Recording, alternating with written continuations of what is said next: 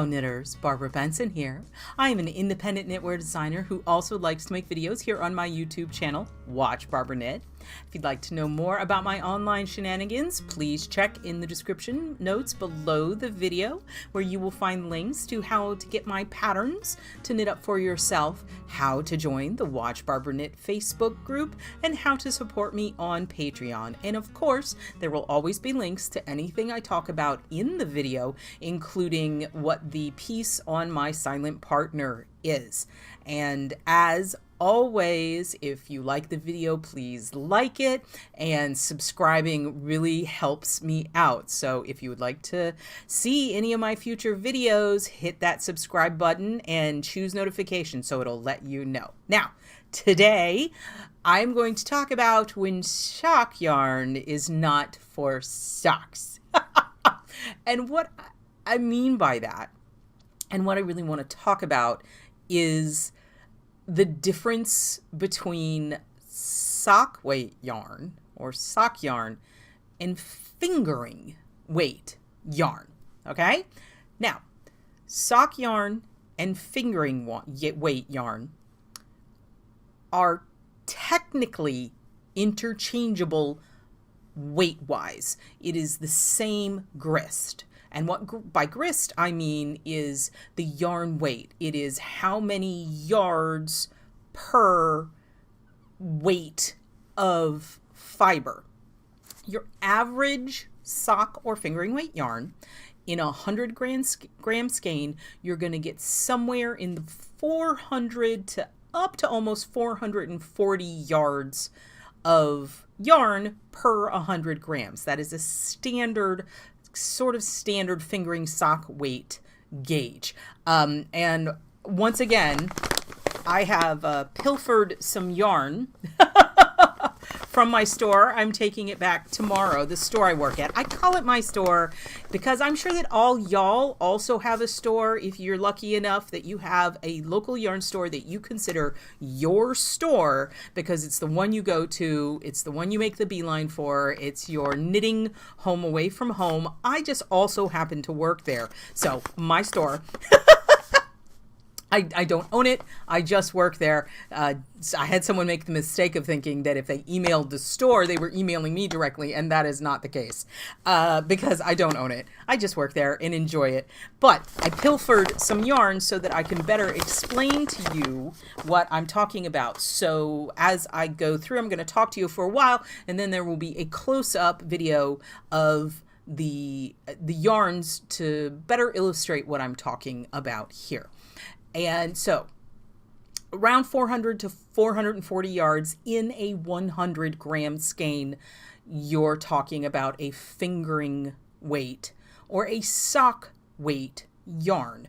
And the terms are used very interchangeably and sometimes in a misleading fashion. You will find yarns that are labeled a sock yarn that really should be considered a fingering weight yarn because they're not suitable for knitting socks. And that is the motivation behind this video, is to help y'all get a better level of understanding of what makes sock yarn and suitable for socks.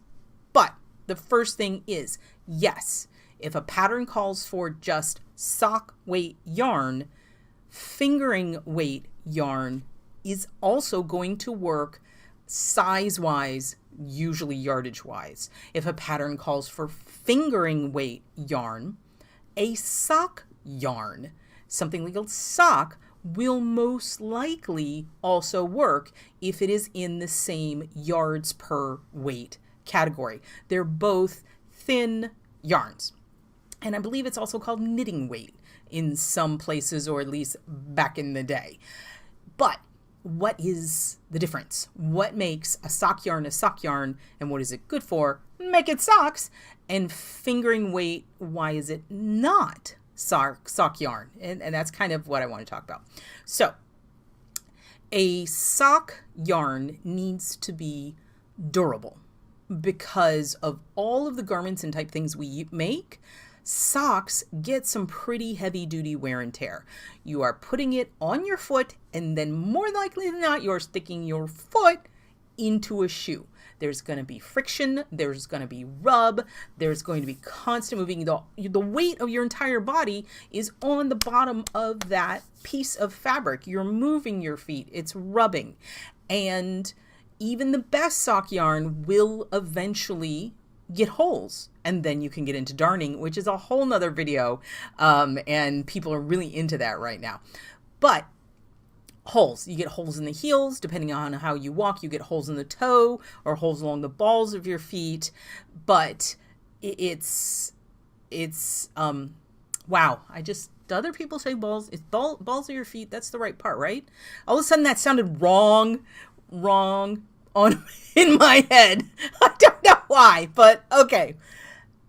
You get wear and tear, and you need a sturdy yarn to stand up to that wear and tear.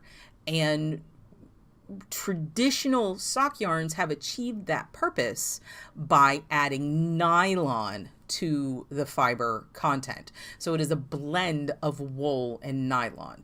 Now, there are ranges. You can go everywhere from 90-10, 90% wool, 10% nylon, to 75-25. I don't think I've ever seen any higher percentage than 25. It's possible, it's out there, but there are ranges. The more nylon that's in it, the stronger and more resistant to wear and holes the yarn is going to be, because nylon is bringing strength to the party. Another element of sock yarns is the yarn structure. How many plies does it have, and how tightly are those plies spun together? You can get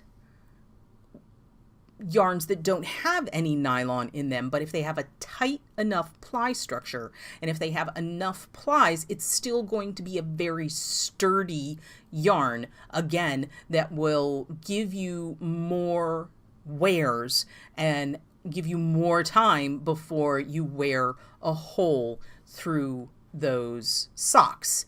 And there are also nylon carry-along yarns that you can get in certain places where you reinforce the heel and the toe. So you would carry around, it's a very fine, it'll be like a lace weight, and you carry it while you knit the toe, and then you knit the body of the foot, and then you carry it when you knit the heel, and that reinforces those spots, again, because those are the wear spots in a sock. So you're looking for a sock yarn, you're looking for the nylon. If you don't want the nylon, you're looking for a tight structure on your plies and a really sturdy yarn. Fiber content can matter as well. The wools have varying degrees of softness, and softer wools are soft because they have a finer micron. They have finer fibers. Those finer fibers, because they're skinnier, aren't as strong. So depending on what kind of wool is in there, you're going to need a tighter or looser ply structure. If it's just a wool, a commodity wool, and not like a breed sheep wool, then you're probably going to have stronger, because there's going to be coarser wool in there, which is going to have more strength, versus when you get into very soft yarns like a merino, are definitely going to need either nylon or really tight plies to give you a successful sock yarn that you're going to get more than a few wears out of. Now, flip side, fingering weight yarn. Is all sock yarn technically fingering weight yarn? And again, if we're talking about sock weight, technically they're the same weight and they're interchangeable. But sock yarn with nylon in it doesn't block as well, as it doesn't hold lace as well as a wool yarn that doesn't have any nylon in it. So if you're doing a lace shawl that calls for fingering weight yarn, and you substitute in a 75-25 wool nylon sock yarn, you are not going to get as nice of a block out of that nylon blend because the nylon wants to pull back. So it has really great memory, which is why it works really well for holding the shape of your socks, but that's not something we're looking for in a lace shawl. So it's not necessarily something you're going to want. So fingering weight yarns are frequently different types of plies. You have single plies, you have two plies, you have all different kinds of yarn structures that can be found in a fingering weight yarn, that while the yardage and the thickness of the yarn might be appropriate for any number of other beautiful pieces, color work, lace, cables, all kinds of things, not going to make great socks because it doesn't have the durability to hold up to the wear of sock. So watch for your trade-offs. Pay attention to what that pattern is calling for. And you know what? Sometimes even the patterns are a little misleading about which yarn you actually need, because it might say sock yarn, but if you look at it and it's fine lace and things like that, you might want to avoid something that is really a traditional sock yarn and go for the more exotic fibers and, you know, things that have better drape or things that have properties that are going to be positive for the project that you're working on, which may not be a sock. So now, just hopefully some of that made sense, but I know a lot of y'all are more visual learners. So now is where my bag of fun comes into play, and we're going to cut to my hands, and I'm going to show you specifically what I'm talking about yarn structure and ply and things like that. Time for the up close and personal. So I'm going to kick it off with this. This is West Yorkshire Spinner's Signature 4-ply. It says it's 75% wool and 25% nylon. You notice it doesn't say anything about superwash, so you can assume it's not superwash. It says it contains 35% Blueface Leicester, which the remaining 40% is probably just commodity wool. But so Blueface Leicester is a gorgeous fiber, and it's probably responsible for a lot of the matte and the depth of this color, but it's not one that's particularly known for being terribly soft. It's a very nice yarn. But this specifically says ideal for socks. And the reason why it can make that claim is this 25% nylon content. That nylon is bringing strength. It has a nice ply structure to it. Not overly tight, but not overly loose either. But this is going to make really good socks.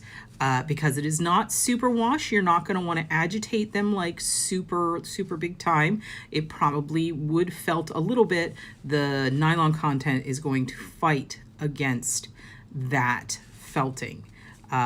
See, it says do not put this in the dryer. Now, moving on here, this is Hazelnut's Artisan Sock, and it is again still a sock yarn. It is 90% superwash merino, 10% nylon. So we've definitely shifted our fiber balance here. So this one doesn't have anywhere near as much nylon in it, but that nylon is still going to bring strength to it, and these will make perfectly good socks. And let's see if we have hand launder. So this is telling you that you have to wash it by hand. It says maybe machine washed and dry gentle selling. So there you go. So recommended hand wash, but you can machine wash it if you really want to. That is probably, the hand washing is probably more about the fact that this is a hand dyed yarn than anything else. But Again, we can look at the ply structure. This is, I'm going to go down here where we have a little tail bit.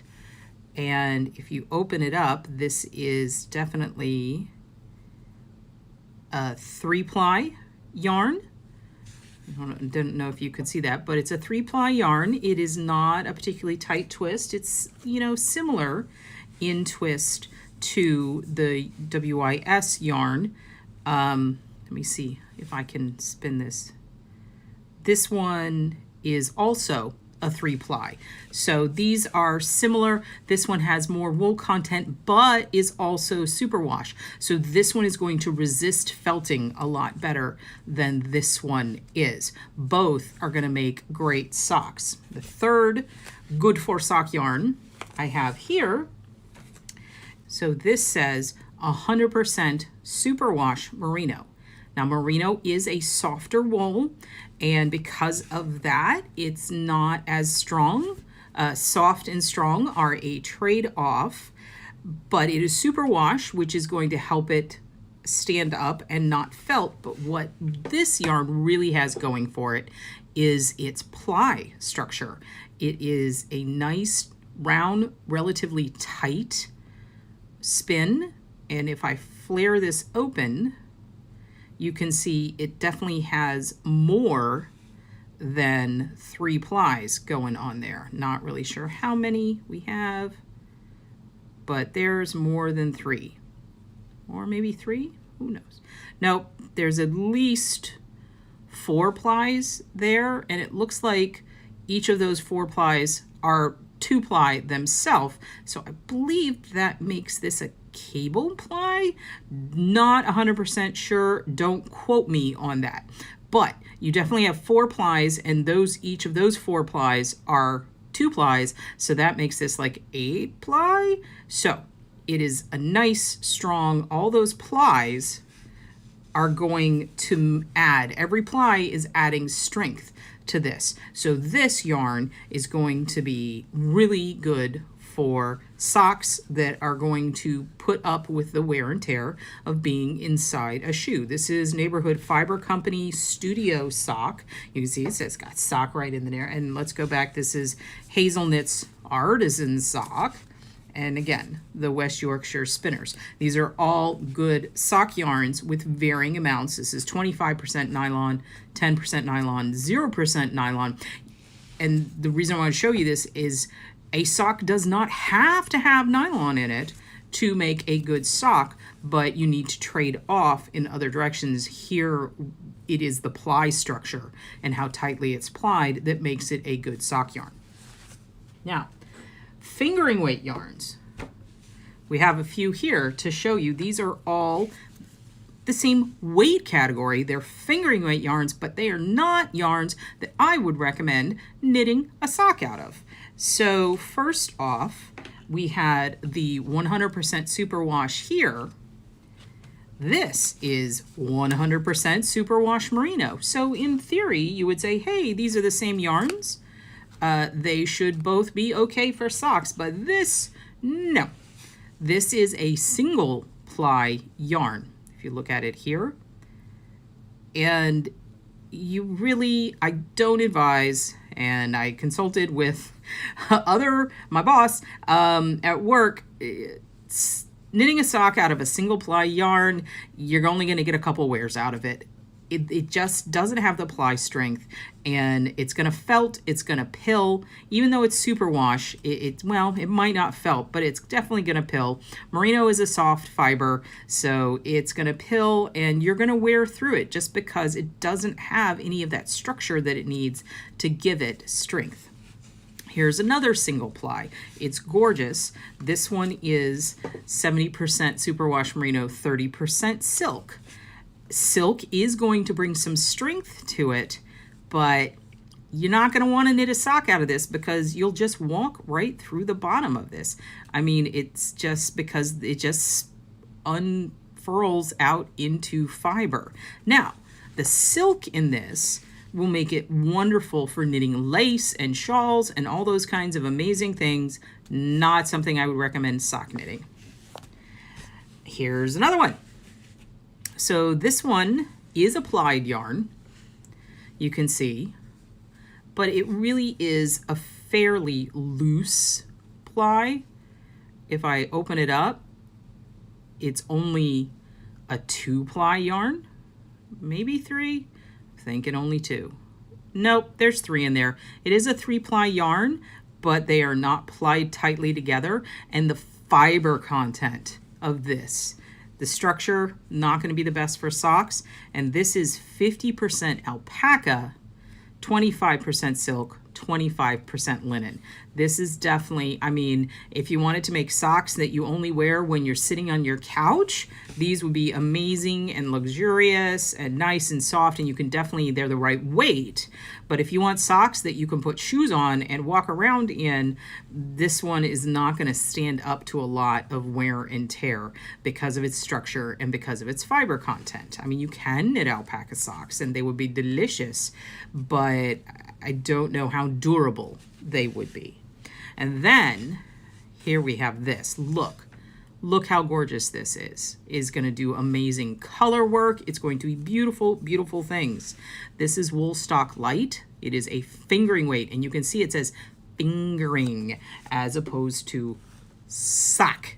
And this is 100% fine Highland wool. It's not superwash, and it again is a single ply, and it's an even more loosely plied than this other one I showed you. So if you knit a sock out of this, if you put it in, let's see here, look at how it goes out into fiber. If you wore shoes, you're gonna rub, this one is definitely gonna felt because it's not superwash. It's just not something I would recommend for knitting socks. So those are the up close so you can understand all of the things that I was, like actual demonstrations of the things I mentioned at the beginning of the video. Fingering weight and sock weight are the same weights, but they are not the same kind of yarn, and they're not useful for the same purposes. I hope that that visual example in combination with all the things I spoke about help this subject make more sense to you and give you a better understanding of why, while both sock and fingering are the same weight of yarn, they're not necessarily interchangeable in projects, and also for you to use a skeptical eye when you are reading a label, because sometimes yarn manufacturers label something sock and what they mean is sock weight, but not necessarily for making socks. Okay, there are a couple that spring to mind, but I'm not going to call out any names. Just keep these things in mind. So if you pick up a skein of yarn that's labeled Best Yarn Sock and it's a single that's not superwash, maybe think that there might be a translation issue there or something. But think about what's going to happen if you actually try to make a sock out of that yarn. So I hope you liked this video. If you enjoyed it, please give it the thumbs up, click that like button. And if you would like to be notified whenever I upload a new video, please subscribe to my channel and select notifications. Thank you so much.